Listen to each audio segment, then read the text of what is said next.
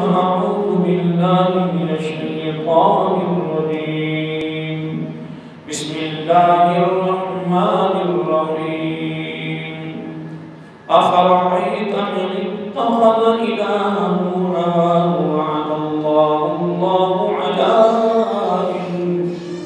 على علم وختم على سمعه وقلبه وجعل على بصره غشاوة فمن يهديه من بعد الله أفلا تذكرون.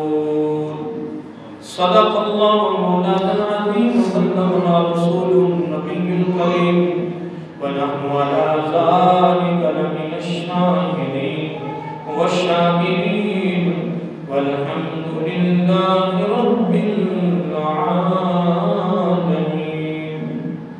سبحانك لا علم لنا إلا ما علمتنا إنك أنت العليم الحكيم. درود و السلام عليك يا سيدي يا رسول الله. الصلاة والسلام عليك يا سيدي يا حبيب الله. الصلاة والسلام عليك يا سيدي يا نبي الله وعلى آلك وأصحابك يا سيدي يا نور الله يا خاتم النبيين يا رحمة للعالمين. مولاي صل وسلم دائما أبدا على حبيبك خير الخلق كلهم محمد سيد الكونين والثقلين والفريقين من قرب ومن هدم. هو الحبيب الذي ترجى شفاعته لكل هول من الأهوال متهم. ثم الرضا عن أبي بكر وعن عمر وعن علي وعن عثمان ذي القرن. نهایت ہی وقت و احترام مکرم معزز سامعین کرام اور عزیزان گرامی قدر، اللہ رب العزت کی حمد و ثنا اور حضور نبی کریم صلی اللہ علیہ وسلم کی بارگاہ عالیہ مقدس میں جلال و سلام. اللہ تعالیٰ کی خصوصی مہربانی ہے اس نے ہم سب کو اپنے پیارے محبوب علیہ السلام کی امت میں پیدا فرمایا. اور اللہ تعالیٰ کا یہ ہمارے پر بڑا احسان ہے، اس نے اپنی توفیق اور اپنے محبوب علیہ السلام کے توسط سے ایمان جیسی عظیم الشان نعمت سے ہمارے مال فرمایا. حضرات محترم، شوال محترم کا اس کا مبارک ہے.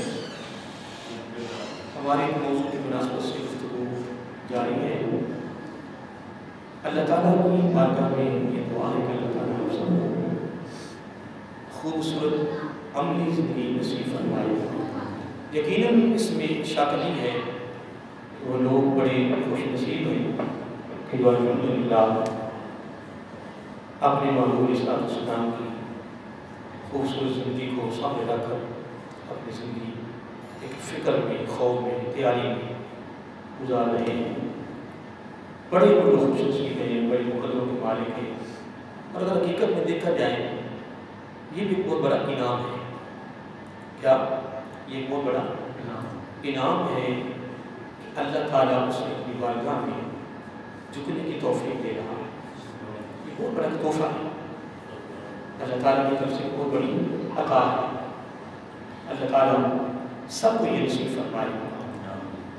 بات اصل میں یہ بھی نہیں ہے، بات یہ ہے کہ جب بندے کی نیت، بندے کا ارادہ، بندے کی خواہش، بندے کی غرض و غایت، اس کا مقصد جب اللہ تعالیٰ کے خوف اور آخرت کی تیاری پر مبنی ہو جاتا ہے نبی کریم صلی اللہ علیہ وآلہ وسلم کی اداؤں کے ساتھ محبت کا ایک رشتہ جڑتا ہے، محبت کا ایک رشتہ جڑتا ہے، تو یوں سمجھے کہ اس کی کیفیت بدل جاتی ہے، اس کی کیفیت بدلتی ہے، اس کی کیفیت کے اندر لطف پیدا ہوتا ہے، سرور پیدا ہوتا ہے، اور وہ بھی اللہ تعالیٰ کے خوف اور آخرت کے فکر کی صورت میں۔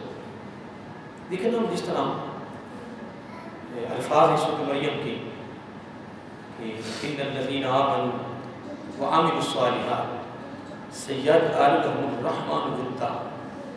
دیکھیں کہ تو اس آیت کریمہ میں اللہ تعالیٰ نے کتنا زبردست سمندر بہا رکھا ہے، کیا بہت بڑا سمندر بہا رکھا ہے، اور اللہ تعالیٰ فرما رہا ہے کہ اگر تیرے دامن میں ایمان اور اچھے اعمال کی دولت آ جائے تو میں نے سید عالم پھر ان قریب، کیا ان قریب میں نے جو آپ کو تحفہ دینا نا دنیا میں، اس کے بدلہ میں وہ کیا ہے کہ میں نے تمہارے دلوں میں ایک دوسرے کی محبت پیدا کر دی۔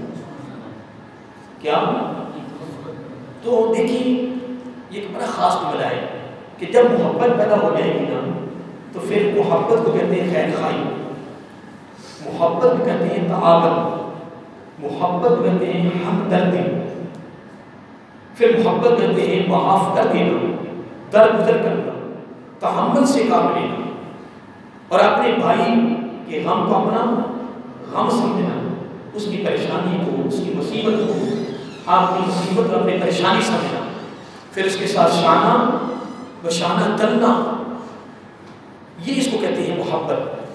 پھر دل سے اس کے مد مقابل، پھر اس کے دل سے کینہ، دشمنی، عداوت، بغض، منافقت، بے ایمانی، فرار، دھوکہ ختم ہو جائے گا۔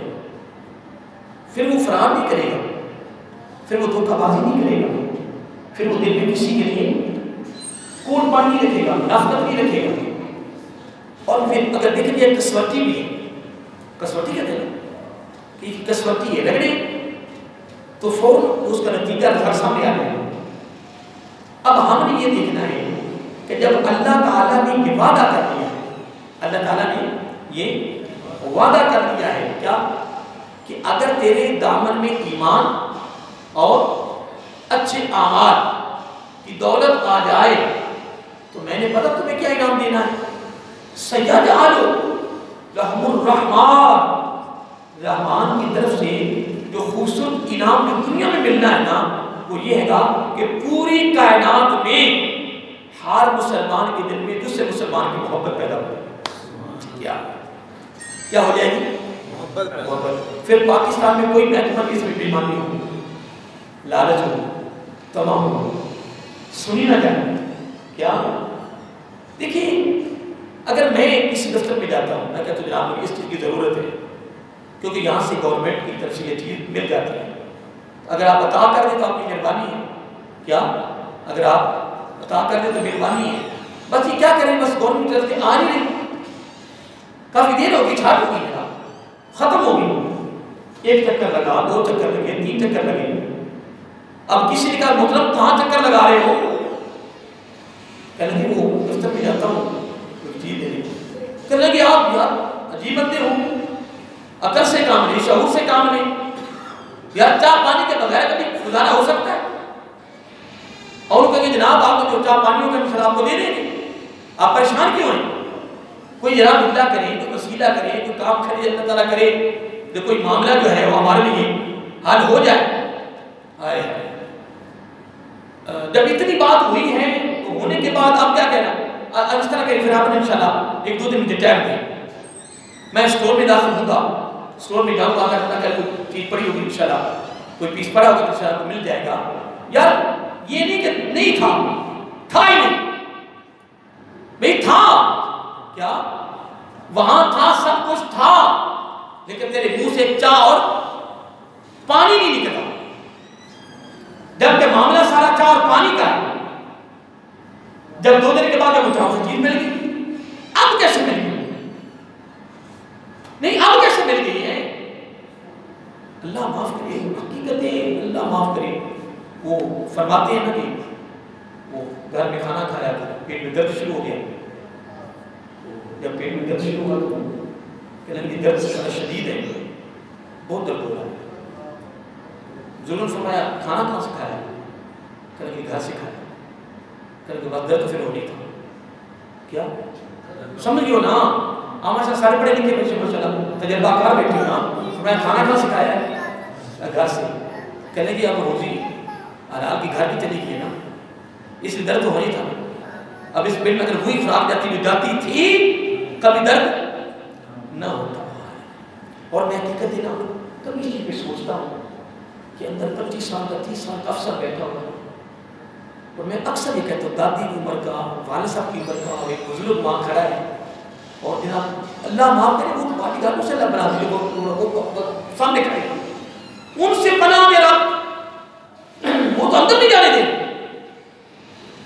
اور اگر خدا نہ خواستہ کو چلا بھی گیا اللہ بزرگ، وہ بدبخت حرام کھا کھا کے اس کو نہ عقل رہی، نہ شعور رہا، نہ سمجھ رہی. بزرگ اندر چلا گیا اور بدبخت کہہ رہا تجھے اندر کیسے داخل کیا ہے؟ باہر کھڑے نہیں ہے، ڈوب کے مر جا کسی گندے گٹر کے. میں تو یہی کہتا نہیں کسی گندے گٹر میں ڈوب کر مر جا. کہاں سے تیری تعلیم ہے؟ علم تو روشنی ہے، علم چمک دمک ہے، علم ہر چیز بتاتی ہے، علم منزل بتا رہی ہے، علم رہنمائی کر رہی ہے، روشنی ہے، روشنی کی ہر چیز نظر آ رہی ہے. اللہ نہیں میں یہ کہہ رہا ہوں اگر بندہ کہے کہ فلاں ڈاکٹر ہے، ابھی بہت غور کر رہا ہے، فلاں ڈاکٹر ہے، حضرت صاحب پروفیسر ہے، بڑا تجربہ کار ہے اور اپنے شعبے میں بڑا امام ہے، بڑا علم اس کے پاس، فلاں پروفیسر ہے، فلاں سکالر ہے، فلاں انجینئر ہے اور اس کی تعریف ہے، فلاں پیر ہے، فلاں علامہ صاحب ہے، کوئی علم اس کے پاس. اس میں کوئی شک نہیں، اللہ تعالیٰ معاف کرے. ہم انکار کریں، ہم انکار نہیں کر رہے، ہمارا کوئی انکار نہیں ہے. اللہ کہ ہم انکار کر کے کہاں جانا ہے؟ لیکن خدا کی عزت کی قسم اگر اس کی پیشانی رب کی بارگاہ میں نہیں جھک رہی، نماز نہیں پڑھ رہا، قرآن کے قریب نہیں آ رہا، حلالات کی تمیز نہیں ہے، کس نے اس کو کہا کہ وہ اہل علم ہے؟ وہ اہل علم نہیں ہے، وہ جاہل مطلق ہے. اگر نہیں تو قرآن کی نص سے ثابت ہے. یہ سورۃ جاسیہ ہے، پارہ نمبر 25 ہے، آیت نمبر 23 ہے. اللہ تعالیٰ نے اس میں کوئی چیز چھوڑی نہیں. اور یاد رکھنا کہ اگر وہ اپنے محنت نہیں کرتا، مکمل کو ذمہ داری پوری نہیں کر رہا، پوری ڈیوٹی نہیں دے رہا، تو اب اگر وہ جھک بھی رہا اللہ تعالیٰ کی بارگاہ میں، اس کی روزی کہاں سے ہے؟ کون ہے اس کی روزی کے حلال کی روزی اس کی؟ محترم یاد رکھنا، یہ بات اپنے دل کی تختے پہ لکھ لیں. اللہ تعالیٰ کی بارگاہ میں جو میرا آقا صلی اللہ علیہ وسلم نے فرمایا وہ سچ ہے اور وہ ہو کر رہے، وہ ہو کر رہے. اب دیکھیں ہم ایک بات کر رہا تھا کہ اللہ تعالیٰ نے اس آیت کریمہ میں جو بات فرمائی ہے کہ ان الذین آمنوا وعملوا الصالحات، بے شک اگر تمہارے پاس مکمل ایمان بھی آ جائے اور اعمال صالح بھی آ جائیں تو سَيَجْعَلُ لَهُ الرَّحْمَنُ وُدًّا. گو اس جملے کو میں آپ کو سمجھا نہیں سکتا، یہ میرے علم اتنا ہے، لیکن اللہ تعالیٰ نے اس میں خوبصورت پیغام دیا ہے، وہ کمال ہے. اگر تو تمہارے اور میرے یہ پرکھنا ہم نے دیکھنا، اگر میرے دل میں منافقت ہے، کوٹ پن ہے، بیمانی ہے، فرار ہے، دھوکہ ہے، تو یوں سمجھ کہ ودا سے تو فارغ ہے. اور ودا کی دولت اس کو ملنی تھی جس کے دامن میں ایمان بھی اور اچھے اعمال. اور تیرے نماز جمعہ کی قبولیت کی سند یہی ہے کہ تو یہاں سے نکلے اور کسی بندے کی کوڑی تجھے لگ جائے، کوڑی لگ جائے، تجھے درد ہو تو پھر تو ہمت سے کام لے لے، تو ہمت سے کام لے لے. بس یہی سبب اور یہی درس ہے کہ کوڑی اس کی لگی، تجھے تکلیف پہنچی ہے، جو جمعہ پڑھ کے نکلا ہے تکلیف ہوئی ہے، اور اس نے کہا جناب نہیں کوئی بات نہیں، کوئی بات نہیں، چلو کوئی بات نہیں، تو ان کو جان کے تو نہیں ماری، یا تو جان بوجھ کے ماری ہو، کوئی بات نہیں ناٹی، کوئی بات نہیں. الحمدللہ شریعت کہہ رہی ہے کہ تیرا جمعہ قبول ہو گیا. سبحان اللہ. تیرا جمعہ قبول ہو گیا. یہ تیرے جمعے کی قبولیت کی سند ہے. میں نہیں کہہ رہا، خود میرا آقا صلی اللہ علیہ وسلم. لیکن وہ ہمتیں بھی گئی، وہ تحمل بھی گئے. اب فقط دعوے ہیں، آج فقط دعوے ہیں. دعویٰ میرے پاس بھی ہے، دعویٰ تمہارے پاس بھی ہے، دعویٰ سب کے پاس. پر دعویٰ رہ گیا ہے عشق کا، غلامی کا، خادمی کا، اور جو ہماری کرتوتیں ہیں اللہ معاف کرے. حضرت عمر فاروق رضی اللہ تعالیٰ عنہ قربان جائیں. یاد یہ بات یاد رکھ لو، یہ میری داڑھی گارنٹی نہیں ہے، یہ میری داڑھی گارنٹی نہیں ہے، یہ میرا امام مسجد گارنٹی نہیں ہے، میرے یہاں تقریر کرنا گارنٹی نہیں ہے، مسجد کے آقا کے مصلی پہ کھڑا ہونا گارنٹی نہیں ہے، آقا کے ممبر پہ بیٹھنا ہونا گارنٹی نہیں ہے، تجدید اشراقی اور چاشتیں گارنٹی نہیں ہے، روزانہ روزے رکھنا نور برسان کی گارنٹی نہیں ہے، حالت کا تلاوت میں کرنا یہ گارنٹی نہیں ہے، یہ گارنٹی نہیں ہے. گارنٹی میرے آقا علیہ الصلوۃ والسلام نے یہ دی ہے کہ پیارے عمر رضی اللہ تعالیٰ عنہ لین دین کیا سے،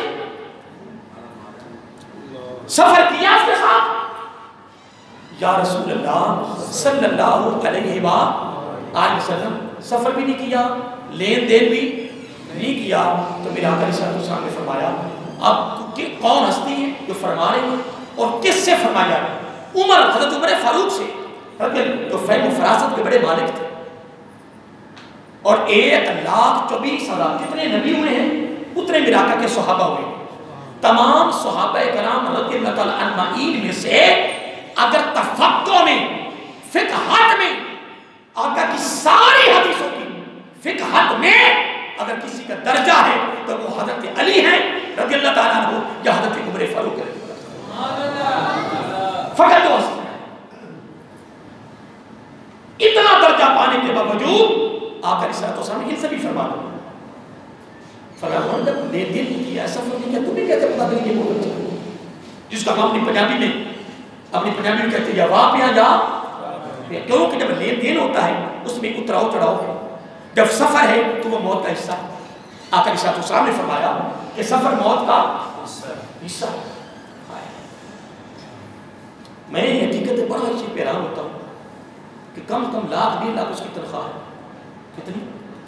اور ایک دن اپنے وارڈ میں نہیں آیا، ایک دن وارڈ میں نہیں آیا تو حاج منہ بھی ہو رہا ہے. اس نے کہا فلاں بندہ جی ہر سال 15 بندے بیچتا ہے. کتنے؟ 15 بندے بیچتا ہے حج پر. کاروبار کیے جی، سود پہ پیسے دیتا ہے. سبحان اللہ، کیا بات. حضرت صاحب یاد رکھ لیے، میں کیا جملہ آپ کو دے سکتا ہوں؟ پوری زندگی کا تہیہ کر لو، تیری آنے پہ بھی نگاہ کڑی ہو اور جانے پہ بھی نگاہ کڑی ہو. تیری آنے جانے پہ نگاہ کڑی، یہ والی زندگی کا سنگر وغیرہ نہیں. اور قرآن میں دیکھیں، یہ قرآن مجید اللہ کا کلام، یہ پارہ نمبر 25 ہے، آیت نمبر 23 ہے. سورت کا نام ہے سورۃ جاسیہ، سورۃ الجاسیہ. اللہ تعالیٰ نے یہاں فرمایا یہ جو حمدہ ہے زبر آ، یہ اس کو کہتے ہیں تعجب کا لفظ. کیا فقط ایک حرف ہے نا، اوپر زبر آ گئی، حرکت آ گئی، حمدہ بن گیا، حمدہ زبر آ. کوئی جملہ نہیں، کوئی کلمہ نہیں، کوئی پوری آیت نہیں ہے. لیکن اگر دیکھا جائے تو رب نے سارا کچھ اس ایک حمدہ میں رکھا. کس میں؟ ایک حمدہ میں رکھا. حمدہ میں رکھا. کس میں؟ حمدہ میں رکھا. کس میں رکھا ہے؟ حمدہ میں رکھا. رب فرماتا کیا توجہ رکھو، کیا فرأیت، اے محبوب صلی اللہ علیہ وسلم، اس شخص کو نہیں دیکھا. کون سی آیت ہے؟ نہیں، آیت کا نمبر کیا ہے؟ 23، پارہ نمبر 25، سورۃ جاسیہ. کون فرما رہا ہے؟ تو جو فرما رہا ہے وہ سچ ہے.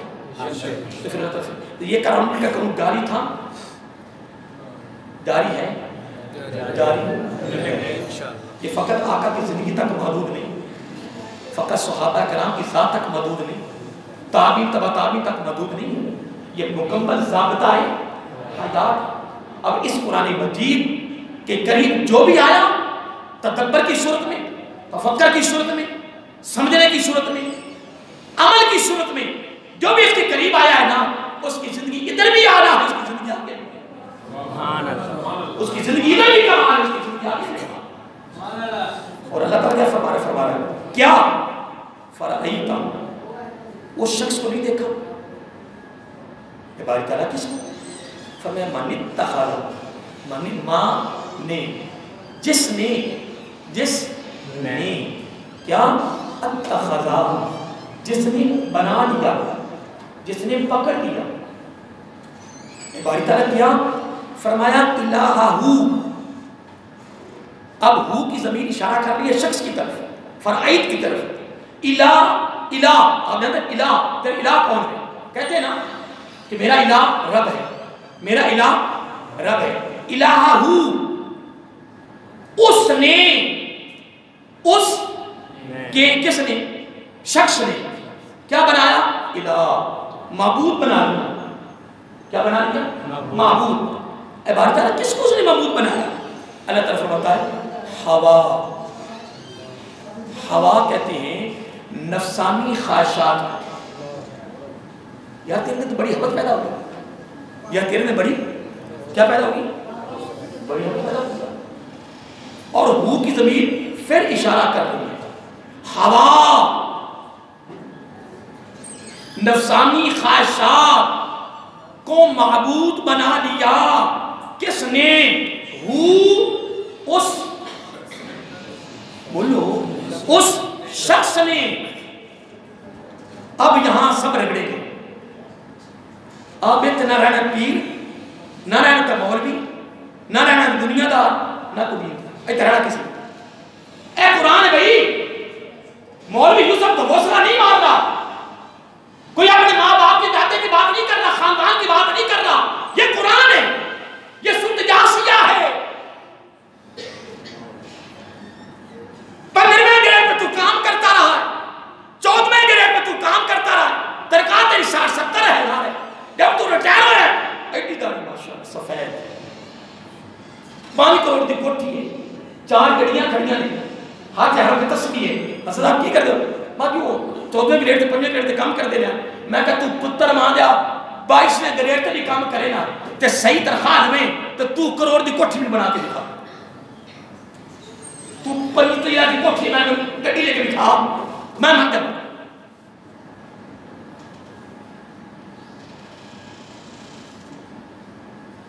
پریشان ہو گئے، کوئی آئے گارنٹی دے، مجھے گارنٹی دے۔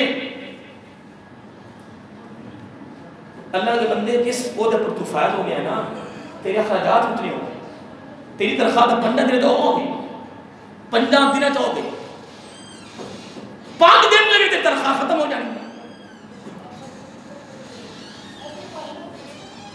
آپ بڑی سرکار بات یہ نہیں ہے، کر صاحب بہت بڑا سکالر ہے، کر صاحب بہت بڑا ڈاکٹر ہے، ڈاکٹر صاحب کر صاحب بہت بڑا پروفیسر ہے، بہت بڑا انجینئر ہے، بڑا تجربہ کار ہے، بڑا علم ہے۔ میں نے کہا میں کوئی انکار کر رہا ہوں اور میں انکار کر کے مرنا ہے، میں کہاں جانا ہے؟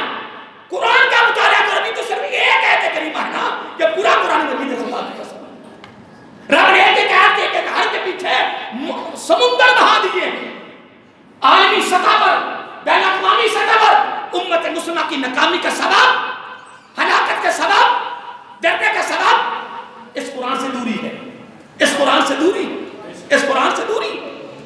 یہ مردوں کے لیے رہ گیا، یہ 40 اور 60 کے لیے رہ گیا بس، اور اس قرآن مجید کو ہم نے کچھ نہ سمجھا کہ یہ قرآن مجید کیا ہے، وگرنہ اس قرآن کے اندر یہ بسم اللہ بھی ہے، اس کے اندر بسم اللہ بھی ہے، یہ بسم اللہ، یہ سنت و صفات کے ساتھ یہ بسم اللہ بھی ہے، یہ بسم اللہ، بسم اللہ الرحمن الرحیم۔ کسی کو کیا پتا کہ بسم اللہ کے پہلے با کے حرم میں رب نے کیا سمندر بہا رکھا۔ اور میں کئی مرتبہ یہ بات کی ہے کہ حضرت عمر فاروق رضی اللہ تعالیٰ، حضرت عبداللہ بن عباس رضی اللہ تعالیٰ اور حضرت علی المرتضیٰ حیدر قرار باب مدینہ العلم رضی اللہ تعالیٰ عنہ، ان کو میں نے یہ بات صاحب یہ کہتا رہتا ہوں، ان کو زیادہ پڑھنے کا موقع نہیں ملا، جہادوں میں رہے، اجلاسوں میں رہے، میٹنگوں میں رہے، ہجرتوں میں رہے، تبلیغوں میں رہے، پیغاموں میں رہے، سفروں میں رہے ہیں، زیادہ پڑھنے کا موقع نہیں ملا، تو جو نگاہ مصطفیٰ صلی اللہ علیہ وسلم نے جو اپنی نگاہ سے جو فیض دے دیا، تو پھر حضرت عبداللہ بن عباس نبی پاک کے چچا کے بیٹے رضی اللہ تعالیٰ عنہ، حضرت علی مرتضیٰ حیدر کرار رضی اللہ تعالیٰ عنہ، وہ بھی چچا کے بیٹے، وہ بھی چچا کے بیٹے، پھر جناب مسجد نبوی میں بیٹھ جائے اور عشاء کی نماز پڑھ کے بیٹھے، صرف ایک حرف با کی تشریح کرے تو فجر کی نماز آ جائے، تو با کی تشریح مکمل نہ ہو سکے، تو پھر پورا قرآن پاک حضرت عمر فاروق رضی اللہ تعالیٰ عنہ نے پورے قرآن کی تفسیر کو 12 سال میں پڑھا. کتنے؟ یہاں تو مکمل دور حدیث 8 سال میں ہو جاتا. تو جو مولوی صاحب نکل رہی تھی امامت کرنی تھی، انہوں نے پیٹ پیچھی کرنی ہے نہیں، پیچھے کے پیچھے نہ حاکی بیان کر سکتے، وہ تو اپنی روزی پہ ہی ہوتی ہے. ابو نماز پڑھنے والی ماشاء مقتدی ہو جائے کہ مولوی نماز سکول پالا لگنے آتے کیا لندر مولوی صاحب سکول پالے، انہوں نے نکاح بھی پوری اتنے ہوتی تو مولوی بھی ڈرتا پہ امامت نہیں آئے گی، یہ ہوتا ہے ہو جائے گا، تو کی حق بیان کرنا خدا کہ میں ہر پاس سے تباہی، ہر پاس سے تباہی. حضور غوث اعظم حضرت عبدالقادر جیلانی رحمت اللہ فرماتے ہیں کہ امام مسجد کا پورے محلے میں سے سب سے زیادہ امیر ہونا ضروری ہے، پورے محلے میں سے وہ سب سے امیر ہوگا تو منبر پہ بیٹھ کے حق بیان کرے گا، مگر نہ حق نہیں بیان کرے گا، حق بیان حق بیان ہوگا. کتنے سال میں تفسیر پڑھی؟ 12 سال میں حضرت عمر فاروق رضی اللہ عنہ قرآن کی تفسیر پڑھی، وہ بھی نبی پاک کی بارگاہ سے.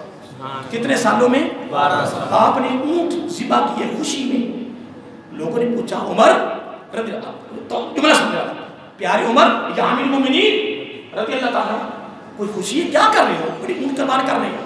لیکن الحمدللہ آقا علیہ السلام کی بارگاہ سے آج من عالم سے لے کر بلداس تک پورے قرآن مجید کی تفسیر سرکار سے پڑھی. کیا؟ تو آقا علیہ السلام نے فرمایا عمر رضی اللہ تعالیٰ کے یقین نہ کر لینا کہ جو میں نے 12 سال میں تمہیں پڑھایا یہی ہے. ہائے ہائے. فرمایا عمر رضی اللہ تعالیٰ یہ نہ سمجھنا کہ جو میں نے 12 سال میں تمہیں پڑھایا ہے یہی ہے، رب کے کلام کو تو میں بھی نہیں سمجھ سکتا کہ رب نے کیا سمندر بہا، قرآن کیا ہے. یہ بھی ایک جملہ میراکہ کا سمجھانے کا تھا، وہ کہنا میراکہ تو ہر چیز جانتی ہے، رب نے سارا علم دیا میراکہ. الرحمن علم القرآن خلق الانسان علم البیان.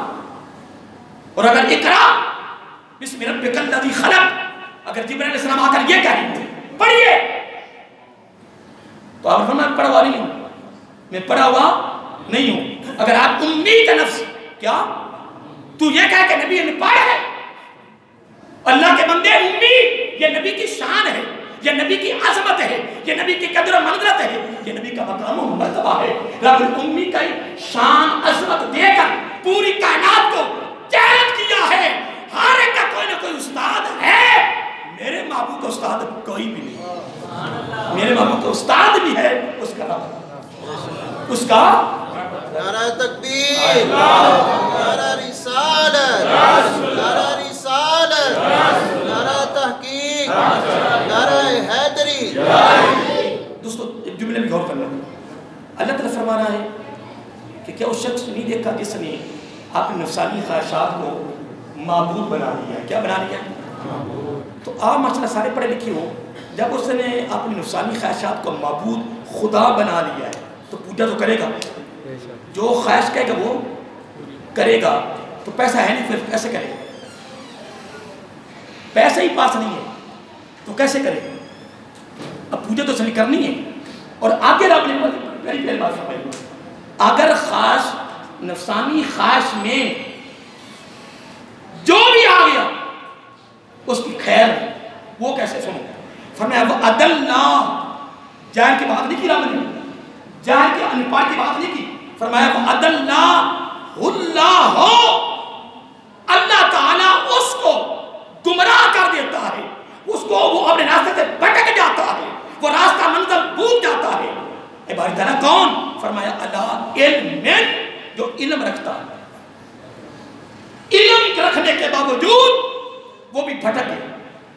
علم رکھنے کے باوجود وہ بھی گمراہ ہو گیا.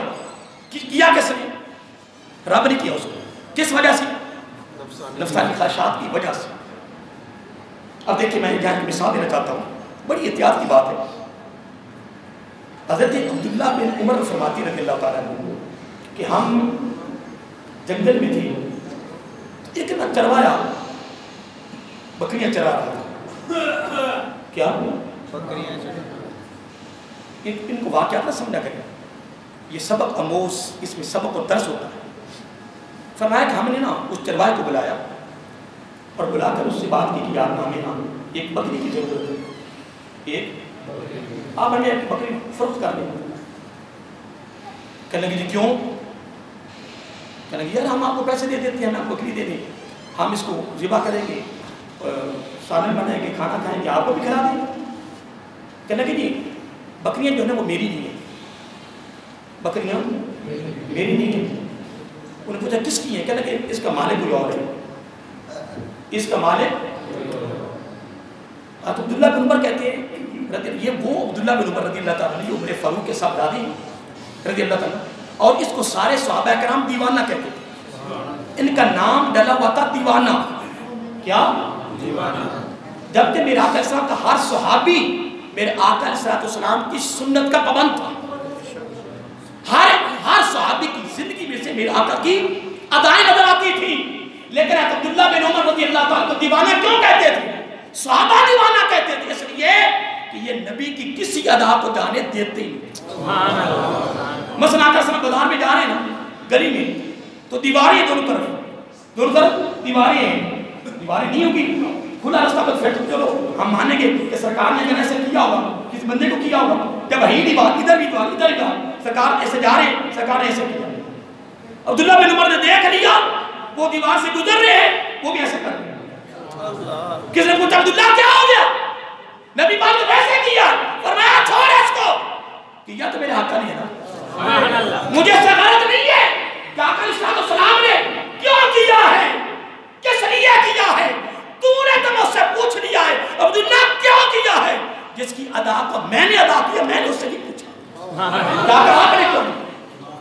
وجہ مجھے مسجد کی بلاتین کا, جب آپ نے ماشاءاللہ علماء سنا ہوگا, ہر آدمی دن اپنے انداز میں بیان کرتا ہے, بڑے بڑے ذوق والے مولوی ہیں, عشق والے, محبت والے ہیں. تو میرے پاس علم نہیں, میں کیا کر سکتا. تو جب تبدیلی کا وہ حکم آیا, درمیان میں 2 رکعتیں پڑھی کہ اثر کی نماز کی تھی, اثر کی نماز 17 نمازیں پڑھی جا چکی تھی, 17 نمازیں مدینہ المنورہ پڑھی جا چکی تھی. لیکن مکہ شریف سے لے کر مدینہ تک آنے تک میرے آقا سے دل میں ایک ہی خواہش تھی کہ کعبہ وہ بنے جو میرے باپ ابراہیم علیہ السلام والا. اور آپ نے ماشاءاللہ اگر آپ جائیں نا حرم شریف میں, تو میرے آقا کی پتہ سنت کہاں نماز زیادہ سنت کا. میرے آقا علیہ السلام جدھر بھی ہے نا ملاب العمر, یہ پرنالا, ٹھیک ہے نا, یہ اشارہ کر مدینے کی طرف, اور جو مسجد اقصیٰ ہے نا وہ بھی ادھر ہی, وہ بھی ادھر ہی ہے. آقا علیہ السلام آپ نے دیکھا تھا, اب تو حرم شریف توسیع کر دیجیے نا, پہلے برانڈا تھا تو جب تراویح ہوتی تھی نا وہ اوپر ہوتی تھی برانڈے کے اندر, لیکن ہوتی تھی ادھر بھی, ہوتی تھی ادھر بھی, اور فرضوں کی جماعت ادھر ہوتی تھی, تراویح ادھر ہوتی تھی. کیوں کہ وہاں ادھر میرے آقا نماز پڑھتے ہیں, یعنی میرے آقا نماز کیوں پڑھتے ہیں ادھر بیٹھ کر, کیوں پڑھتے ہیں کہ اصل میں تو نماز ہو رہی ہے, تو اس وقت قبلہ مسجد اقصیٰ تھا, بیت المقدس تھا قبلہ, تو میرے آقا علیہ السلام ادھر نماز پڑھتے ہیں کہ تاکہ میرے باپ بھی, میرا کعبہ بھی سامنے ہو جائے اور وہ کعبہ بھی سامنے ہو جائے. یہ میرے آقا کی محبت تھی, پیار تھا. بڑا میں بات کر رہا تھا, جب قبلہ بدلنے لگا درمیان میں جب حکم آیا, کیا آیا؟ حکم آیا. جب میرے آقا علیہ السلام چلا پھیر لیا تو صحابہ نے پھیر لیا. کہ نئے آئے ہوئے تھے وہ نہ پھیر سکے کہ پھیر دیا. تو پھیرنے والوں سے میں جملہ دے رہا ہوں, بس ویسے تو آقا بڑا طویل ہے, ایک جملہ لینا چاہتا ہوں محبت کا. لوگوں نے پوچھا کہ کیا ہو گیا, نبی پاک نے حکم نہیں کیا, پتہ نبی پاک نے کیوں چہرہ پھیرا, نبی پاک نے چہرہ پتہ نہیں کیوں پھیرا ہو, کوئی وجہ ہو, کوئی حکمت ہو, اور تمہیں بھی پھیر دیا. نبی پاک نے حکم نہیں کیا, نبی پاک نے ہم کو بتایا نہیں ہے, میرے آقا نے تعلیم دی نہیں ہے, تم نے چہرہ پھیر لیا. تو صحابہ نے پتہ کس کا جواب دیا, اور فرمایا ہمیں غرض نمازوں سے نہیں ہے, ہمیں غرض نمازوں سے نہیں ہے، ہمیں غرض عبادت سے نہیں ہے، ہمیں تو غرض آقا کے چہرے سے ہے. آقا کا چہرہ ادھر ہو جائے ہمارا چہرہ بھی ادھر ہی ہے. آقا کا چہرہ ادھر ہو جائے ہمارا چہرہ بھی ادھر ہے. ہم نے رب کو نہیں دیکھا ہے، ہمیں تو میرے آقا نے بتایا کہ رب ایک ہے. حضرت عثمان غنی یہی تو فرمایا تھا رضی اللہ عنہ کہ جب صلح حدیبیہ کے موقع پر 1400 صحابہ کرام کے سفیر بن کر گئے تو رشتہ دار تھے سارے مکہ شریف کے رہنے والے، سارے رشتہ دار تھے، امیر تھے، تاجر تھے، امیر گھرانے کے بیٹے تھے. سب نے کہا بھی بات اس طرح ہے تیرے نبی کو اجازت نہیں، تو ہمارا ہے نا، اجازت ہے جسے دل کر. حضرت عثمان غنی رضی اللہ نے قیامت تک سبق دے دیا، فرمایا سنو میں کعبے کو تکنا پسند نہیں کرتا جب تک میرے مصطفیٰ کو اجازت نہیں. ہمیں کیا پتا کعبہ کیا بڑے میں بات کرنے لگا تھا، پھر میں کافی آگے چلا گیا. آپ فرماتے کہ ہم نے اس کو کہا یار تجربہ کیا. کیا کیا؟ جو نبی کی اداؤں کا دیوانہ ہو وہ تجربہ ہی کر سکتا ہے نا. کہہ رہا ہم نے یہ جملہ ہے کہ ہم نے تجربہ کیا. کیا کیا؟ تجربہ کیا. ہم نے کہا یار بات یہ نہیں کہ تیرے مالک کو کوئی پتا، تیرے مالک کو کوئی پتا وہ یہاں موجود ہے، اتنی بکریاں ہیں، تو آپ ان کو یہ کہہ دینا، یہ عبد اللہ بن عمر کے الفاظ ہیں، آپ اس کو کہہ دینا کہ بکری بھیڑیا کھا گیا، بکری بھیڑیا کھا گیا، کہہ دینا اس کو. لیکن تو عبداللہ بن عمر کہتے ہیں میرے رونگٹے کھڑے ہو گئے، آنکھوں میں آنسو آ گئے کہ آقا کی تربیت جنگلوں میں بھی جا رہی ہے. آگے سے جواب دیتا ہے کہ بات یہ نہیں ہے کہ میں کہہ دوں کہ مالک کو بھیڑیا کھا رہا، قیمت یہ میں ڈالوں گا، لیکن مجھے صرف اتنا بتا دیں کہ چلو مالک جو بکریوں کا ہے دنیا کا وہ تو نہیں ہے، لیکن اس کا مالک تو دیکھتا ہے نا، اس کا مالک تو دیکھ رہا ہے نا.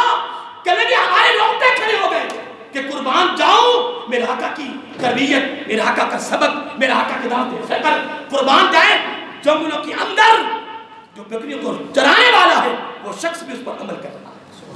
اب ایک میں بات کر کے آپ سے اجازت چاہتا ہوں، ٹائم ہو گیا ہے.